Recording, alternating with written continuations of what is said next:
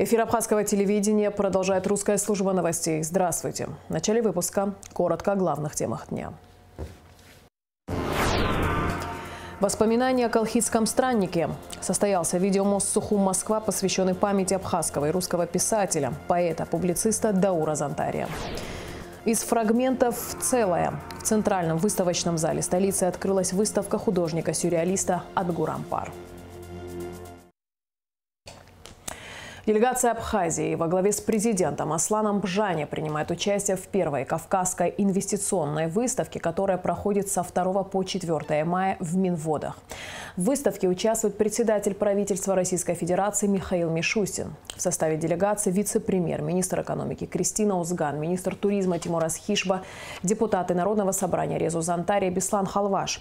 В рамках выставки Аслан Бжане планирует провести ряд встреч с руководителями федеральных органов власти, крупных корпораций, главами субъектов, входящих в СКФО.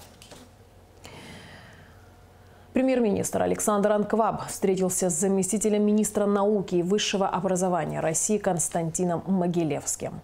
Стороны обсудили вопросы развития сотрудничества в сфере науки и образования, возможность создания совместных научных сообществ и иных институтов, научно-образовательной деятельности, а также совместную деятельность в законотворческой сфере.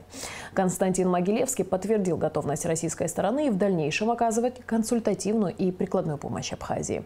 Александр Анкваб выразил благодарность руководству Минобрнауки России за сотрудничество и подтвердил заинтересованность правительства Абхазии в реализации новых проектов.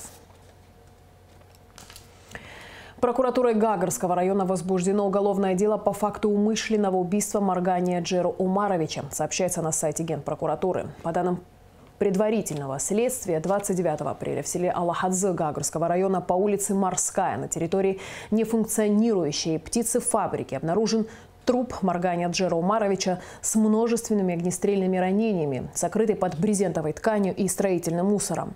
30 апреля по подозрению в совершении преступления был задержан Ахиба Давид 1997 года рождения, который в содеянном сознался. Состоялось очередное судебное заседание по делу о тройном убийстве на набережной Махаджиров, совершенном в 2019 году. На заседании стороной защиты, в частности, адвокатом Автандилом Чкадо, было заявлено ходатайство о признании недопустимыми доказательствами показания эксперта Маврика Чагава, которые он дал ранее в суде. Речь идет о показаниях заведующего отделением хирургии Республиканской больницы, члена комиссии по проведению комплексной экспертизы в отношении обвиняемого Беслана Бганба. Сторона обвинения оспорила ходатайство. Репортаж из зала суда в нашем выпуске 3 мая. В преддверии 70-летия абхазского и русского писателя, поэта, публициста Даура Зантария на площадке медиагентства «Спутник Абхазия» состоялся видеомост «Сухум-Москва», посвященный памяти прозаика. Во встрече приняли участие друзья и коллеги Даура Зантария. Подробности в репортаже Гугуца Вардания.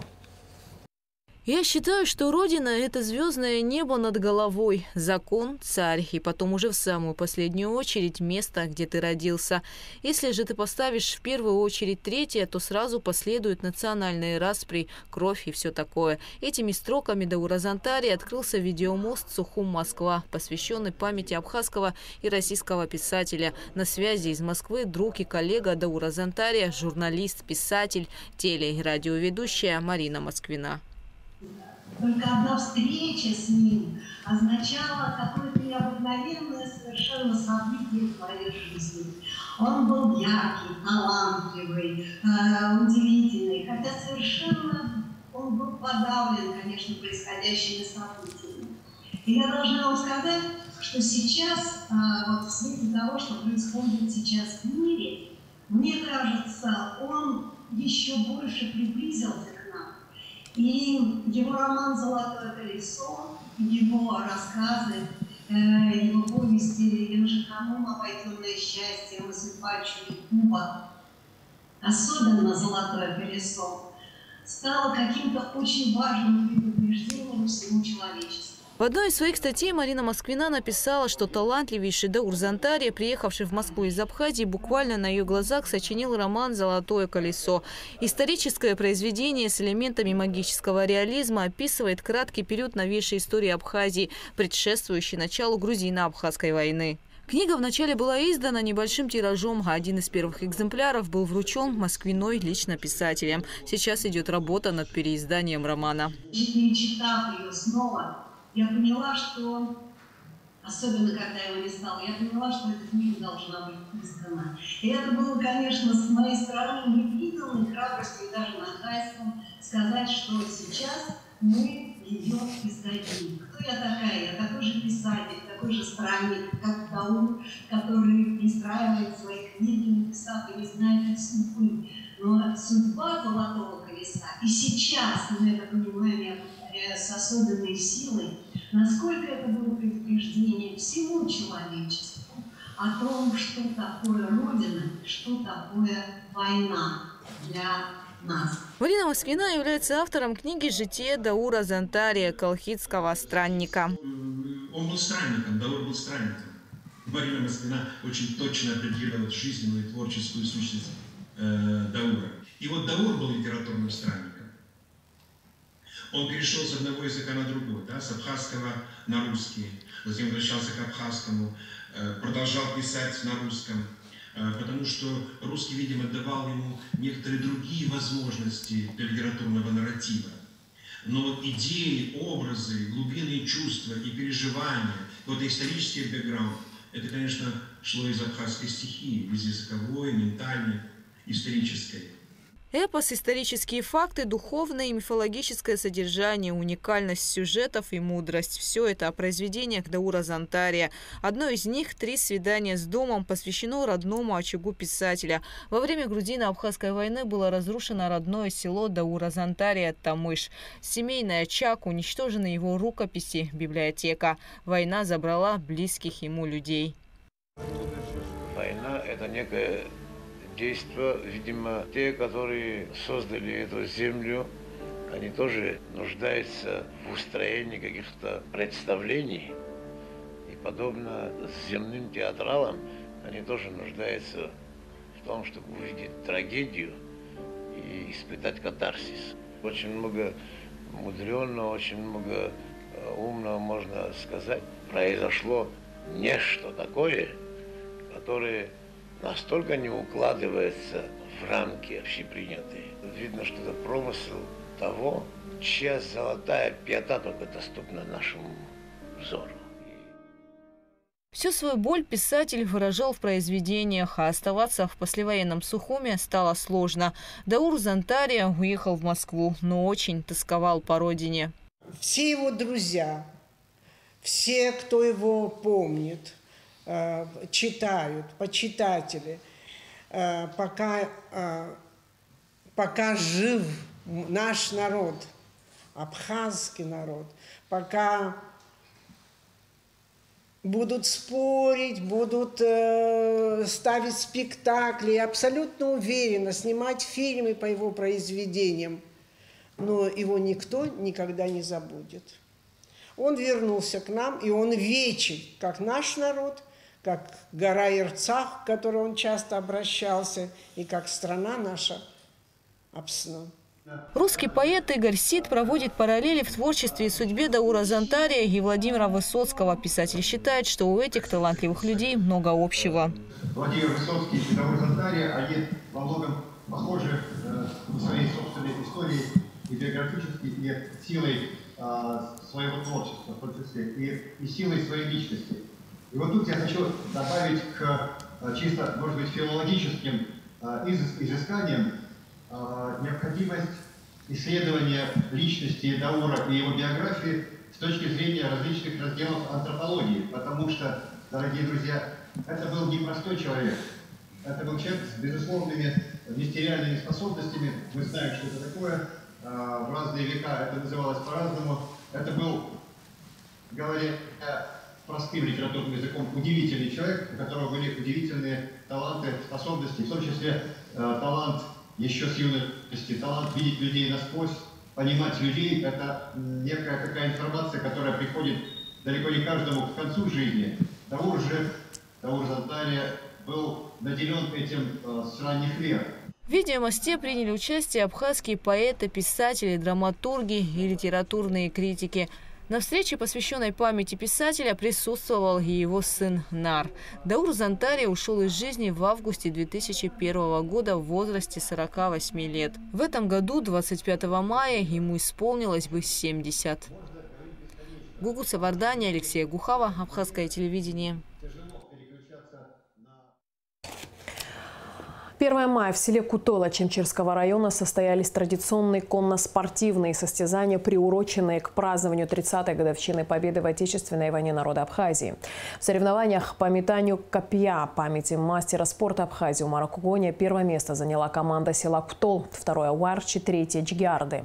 В состязаниях по конному футболу памяти мастеров спорта Абхазии братьев Алхаса и Гарика Палаванзе призовые места распределились также: первое – Кутол, второе – Уарчи, третья Джгиарда. На дистанции 1400 метров среди двухлетних лошадей, рожденных в Абхазии, посвященной памяти братьев Пантика, Валентина и Ивана Топагуа, первой стала лошадь Бзоу Эдуарда Адзенба под седлом жокея Дамия Сакания. В забеге на 1200 метров без седла первое место занял Саид Гурчиани. В забеге на дистанцию 2000 метров среди лошадей, рожденных в Абхазии, первое место заняла лошадь по кличке Фрэнки под седлом жокея Дмитрия Кардия, владелец лошади Наур Чичибая. В Абхазии прошла акция «Сухум Одесса», посвященная памяти погибших в Одессе 2 мая 2014 года. Участники акции запустили в море 48 бумажных корабликов по числу жертв трагедии. Организаторами мероприятия, которое проходит второй год подряд, выступили культурный фонд «Платформа» и общественная организация «Центр правозащиты российских граждан в Абхазии» при поддержке Ассоциации российских соотечественников Абхазии. В акции приняли участие представители АГУ, Дома Москвы в Сухуми, администрация Гулрыбского района, общественная организация Гулрыбш Россотрудничества, а также учащиеся средней школы номер 3 имени Воронова. После акции были розданы георгиевские ленточки. В Центральном выставочном зале столицы открылась выставка художника-сюрреалиста Адгура Ампар под названием «Из фрагментов целое». На ней представлено 37 работ, написанных за последние 2 года. На экспозиции побывала наша съемочная группа. Репортаж Эсмы Гуланзе. Метафизические персонажи, причудливые мотивы, символы, аллюзии, визуальные шарады. Образы, составляющие из фрагментов целое. Цельную личность художника Адгура Ампар, который этой выставкой словно приглашает заглянуть нас в мир своего воображения. Этот мир завораживает, восхищает, порой ошеломляет, вызывая разную гамму эмоций. 2 года назад у нас в Большом зале была выставка «Межвременье». Это была такая пауза, когда художник осмыслил все то, что он пережил за время изоляции. Да? И вот через 2 года эта выставка из фрагментов целая, на мой взгляд, и серия графических работ, и живописные полотна – это еще один достаточно откровенный разговор со зрителем о том, что Адгура сегодня беспокоит. Здесь вы видите очень разные темы. Тема человека в современном мире, тема высоких технологий, тема одиночества, тема социума. И мне кажется, Адгур очень открытый для зрителя своего художник, и ему необходимо вступать в такой вот диалог, и всегда это для него очень мощный творческий импульс. Картины как пазл-головоломка. Каждую из них можно рассматривать долго. Гроздь винограда при внимательном осмотре оказывается бомбой. Силуэт человека превращается в корпус баллистической ракеты. А белый кролик на нескольких работах не просто красивый пушной зверек. Мне нравится это животное, то, что оно такое похоже на людей, потому что люди бессильны перед природой огромной. Да, и кролик, он похож на этих кроликов, хоть из себя кичимся, что-то пытаемся, но мы такие вот слабенькие. Тема какая? Это интерес автора, то бишь художника, новыми веяниями общечеловеческими, мировыми, там некие такой глобализацией какой-то, да, вот. Все, что несет это понятие в нашей жизни, я пытался это показать в цвете, в формах, в сюжетах. Я их периодически напишу и выставляю в соцсетях, а так они не были выставлены в наших выставочных пространствах. Да.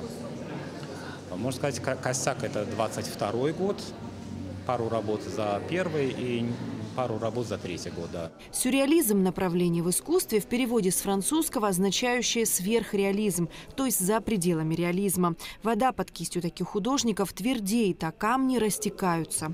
Последователи этого стиля создают фантастические миры, объединяющие вымысел и реальность. Ищенным взглядом зрителей необычный мир сюрреалистических полотен Адгура Ампар не оставил равнодушным никого. Что я хочу сказать? Вот Эльвира Анатольевна в своей речи отметила, что практически каждые 2 года проходит выставка «Адгур твоя». Но я, к большому своему сожалению и, признаюсь, к своему стыду, я первый раз на твоей выставке, я раньше ее не видел. И, скажу честно, потрясен увиденным. Великолепные картины, великолепные работы. И я понимаю, как говорит Эльвира Анатольевна, что это может быть пока еще только середина творческого пути. И я представляю, сколько еще впереди нас всех ожидает. Хочу сказать, что, наверное, в кругу твоих фанатов прибыла. Вот. В качестве одного из таких будущих фанатов я уже тоже есть. Выставка из фрагментов целая объединила 23 живописных и 14 графических работ. Увидеть их можно в Центральном выставочном зале столицы до 12 мая. Эсма Гуланце, Алексей Гухава, Абхазское телевидение. В среду, 3 мая, оркестр имени Отара Хунцария даст благотворительный концерт в Гудаутском доме культуры. Все собранные средства будут переданы на нужды интернациональной бригады «Пятнашка», которая участвует в специальной военной операции России. В программе концерта 14 композиций, произведения абхазских композиторов, народные песни, эстрадная музыка. 4-5 мая в Абхазской государственной филармонии пройдет 25-й республиканский конкурс детско-юношеских хореографических коллективов «Адзех». Участники поделены на 2 возрастные группы. Младшие от 7 до 12 лет и старшие от 13 до 18 лет. В программу конкурса также включена презентация нотного сборника «Танцевальная музыка абхазов», составленного народным артистом Абхазии, композитором Отаром Хунцария. И в завершении выпуска традиционно о погоде.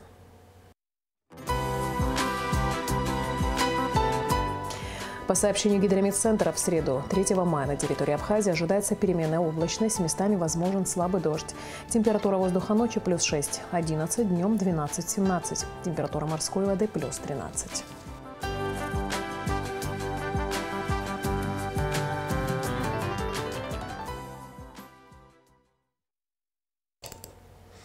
На этом наш выпуск завершен. Я с вами прощаюсь. Абхазское телевидение продолжает свою работу.